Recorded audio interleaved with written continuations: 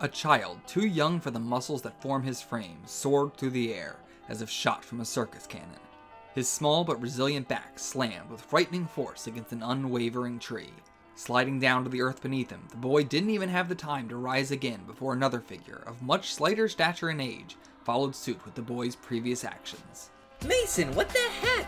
You were supposed to use your uppercut special after I kicked with my right leg, not my left. Huh? I thought you said you were going to use your upper kick special after I punched him. What the heck's an upper kick? The youngest of the two boys, at only 11 years of age, was the first to rise on his own 2 feet, showing no sign of injury whatsoever. Whatever, forget it. You still got some fight left in you, right? When don't I? Good point. But we still can't even get a single hit in. You got any other plans? Lifting his hefty body off the floor, a 15-year-old Mason poised himself against Lyle, letting their meaningless prattle wash away as they focused their gazes ahead of them. Their bodies may not show any sign of injury, but as much as they may have tried to hide it from each other, their eyes and breathing told a different story. Knowing this, the youngest of the two decided to pull out all the stops. Looks like we don't have a choice anymore. You don't mean... With nothing but pure sincerity upon his face, the eldest already knew how foolish of a question that was. Indeed, what the youngest was thinking of was something they had planned many moons prior and practiced under nearly as many, but they both knew deep down that using it in action was an entirely different matter. Sealing their fates, they both exchanged glances of acceptance and readied their bodies. I do. We're gonna have to use that. The bushes ahead of them rustled as 2 hands wrapped twice over in tight white cloth pulled the thicket aside. The youthful man stepped over the bush with feet wrapped twice over in the same white cloth, leading up to worn-out sweatpants rolled above the ankles. Now, I didn't hit you nearly hard enough for either of you to lose consciousness. So just what are you two doing back here, huh? Don't tell me you're giving up already, it's only been 3 hours! Bordering the man's mocking smile was a beard, oddly forking off the ends like a serpent's tongue. However, the jovial expression on the man's face quickly melted into one of pure confusion and shock. His cloth-clad foot stopped dead in his tracks as he took in the sight in front of him. Welcome to your defeat. We are the Kick Puncher 3000. Destroy all humans. Right before his very eyes, the unnamed man bore witness to the true pinnacle of humanity. Nay, the pinnacle of all life. The younger brother, his feet planted on the soil below them, held the elder brother's unchildlike ankles as he stood upon his shoulders. In this formation, they were unbeatable. Mason's punching power up top, with Lyle's kicking power below. The two of them formed something even God himself could not bless this planet with, too afraid of upsetting the yin and yang of nature with something so utterly lacking in imperfections or weaknesses. The youthful man watched in awe for but a moment, before finally allowing his lips to part and freeing the words frozen in his throat. The elegant creature waddled toward the man lost in hysteria with the grace of a crippled baby giraffe. Is this what you two have been practicing in secret this whole time? The man laughed in their faces, sidestepping the magnificent creature's signature Robo Punch. without regaining an ounce of composure. Robo Kick. The marvelous creature raised one of its grand legs into the air in an attempt to silence its daring opposition. But all good things in this world must one day come to an end, as the creature itself soon realizes. Mason, you are making us too top heavy. We are going to... As the delicate creature toppled backwards and the two separate, Mother Nature restored the natural order of the world. And that makes another one. Stretching out the syllable as he dragged a piece of chalk along a board, he gloated about his victory. Putting the chalk down, a new tally was squeezed into the corner of the column, littered with previous tallies under the name Malcolm Daft. The only other column on the board read Mason and Lyle, with not a single tally in sight. Looks like we're gonna need a new chalkboard. Again. We were so close that time. We practiced that for weeks. I can't believe Kick Puncher failed us like that. The two of them let out their frustrations as they dealt with yet another lost match.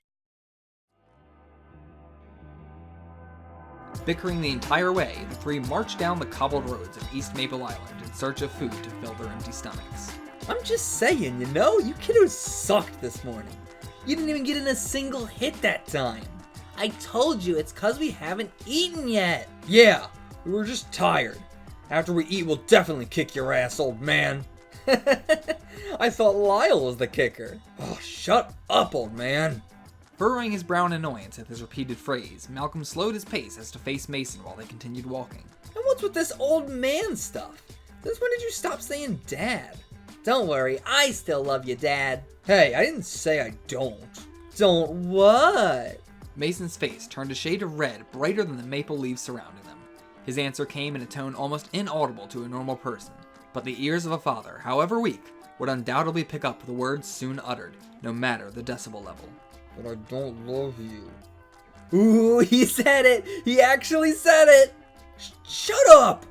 Malcolm spun on his heels and put his hands together, forming the shape of a heart against his chest. See, Lyle? He didn't even say old man that time. He does love me.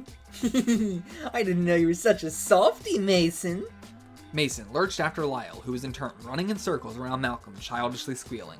The two of them kept this up, while a figure in the distance ran up the hill and over the horizon into view. With no grace in his steps, he stumbled as he ran toward them with more pressing matters on his mind than self-preservation. Malcolm was the first to recognize the man, with a speed comparable to no one. His disheveled auburn hair, thin and short enough to almost see through, something his peers had given him grief for countless times, though not nearly as much as for his beard, which refused to grow more than stubble no matter how long he waited. A matter that was only made worse with its fair color. A pair of glasses rested over his tired eyes, though never the same. A man like him goes through a pair nearly once a week. Yes, Malcolm more than anyone would know it was him approaching from over a mile away. Though as he grew closer, as does the feeling of concern, the man approaching them at a rapid pace was none other than Dr. Albert von Kovic. Though most would argue that his title of doctor should require quotations. He was the island's resident doctor, though he would tell you himself many a time that he was a doctor of science, not a doctor, though most would still argue he was actually a doctor. Semantics aside, the man running toward them is a man Malcolm trusted more than anyone else in this plane of existence, equal only to the two young lads circling his legs. If Albert was in a state such as this, he knew it was of no overestimation of the mind to think the worst. Fears which may have just been proven right. Malcolm, we've got a problem. A big problem. The two boys who were just laughably playing together a moment ago ceased their exaggerated squabble in an instant, sensing the sudden change in atmosphere. Al, calm down.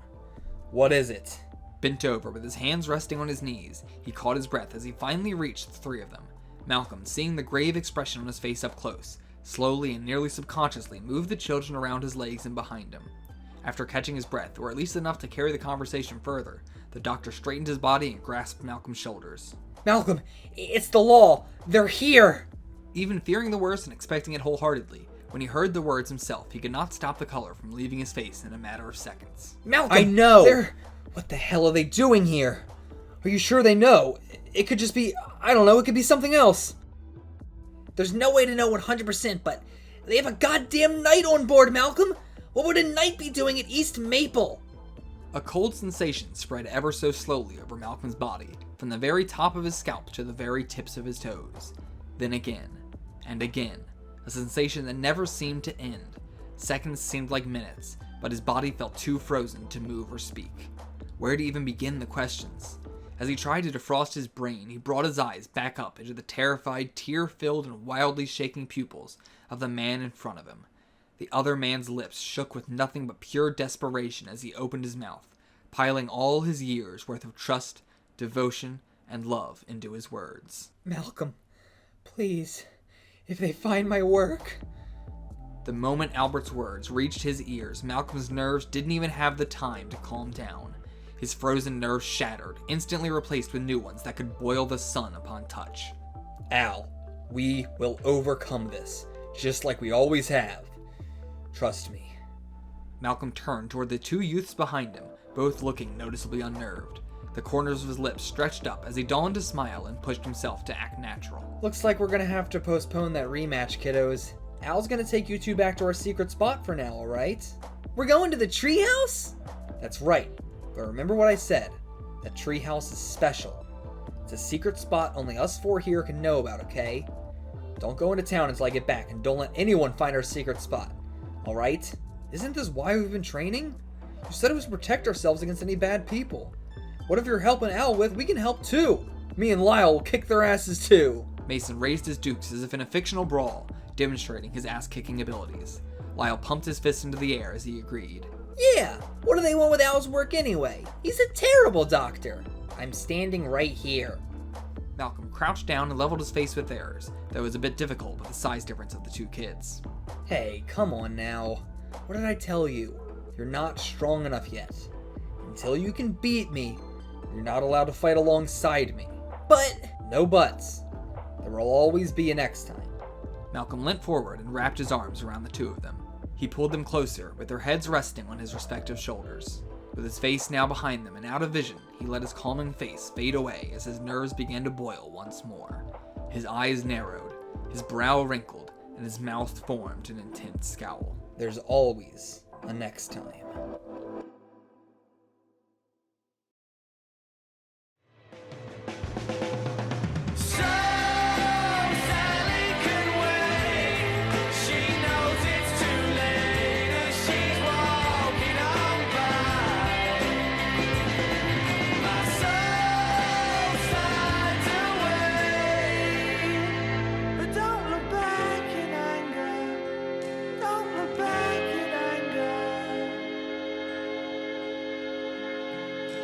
Just say